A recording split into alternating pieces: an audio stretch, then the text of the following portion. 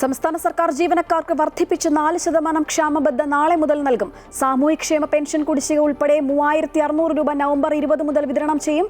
തെരഞ്ഞെടുപ്പ് വാഗ്ദാനം മാത്രമെന്ന് കോൺഗ്രസും ബിജെപിയും. സെക്രട്ടേറിയറ്റിന് മുന്നിലെ ആശാവർക്കർമാരുടെ രാപകൽ സമരം നാളെ അവസാനിപ്പിക്കും.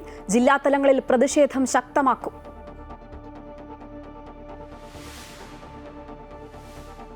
സംസ്ഥാന സർക്കാരിന്റെ അതിദാരിദ്ര്യമുക്ത പ്രഖ്യാപനം നാളെ. തട്ടിപ്പെന്ന് പ്രതിപക്ഷം. സർക്കാർ കള്ളക്കണക്ക് കൊണ്ട് കൊട്ടാരം പണിയുന്നുവെന്ന് വി.ഡി. സതീശൻ. ദാരിദ്ര്യ നിർമ്മാർജ്ജനം എന്നല്ല, അതിദാരിദ്ര്യ നിർമ്മാർജ്ജനം ചെയ്തെന്നാണ് അവകാശവാദമെന്ന് മന്ത്രി എം.പി. രാജേഷ്. എ.കെ. ആന്റണിയുടെ പദ്ധതി എന്ന പ്രതിപക്ഷവാദം തെറ്റെന്ന് മന്ത്രി കെ.എൻ. ബാലഗോപാൽ.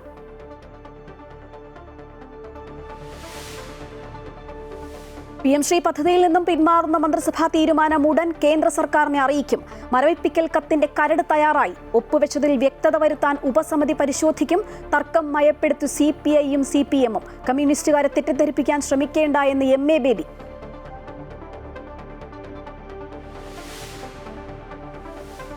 ശബരിമല ശ്രീകോവിൽ സ്വർണം പൊതിഞ്ഞതിന്റെ രേഖകൾ കണ്ടെടുത്ത SIT. പിടിച്ചെടുത്തത് 1998-99 വിജയമല്യ സ്വർണം പൊതിഞ്ഞു നൽകിയതിനെ കുറിച്ചുള്ള രേഖകൾ. നടപടി അന്വേഷണ സംഘം പലതവണ ആവശ്യപ്പെട്ടിട്ടും രേഖകൾ കൈമാറാത്ത സാഹചര്യത്തിൽ മുരാരി ബാബു കോടതി റിമാൻഡിൽ. SIT കസ്റ്റഡിയിൽ വാങ്ങിയില്ല.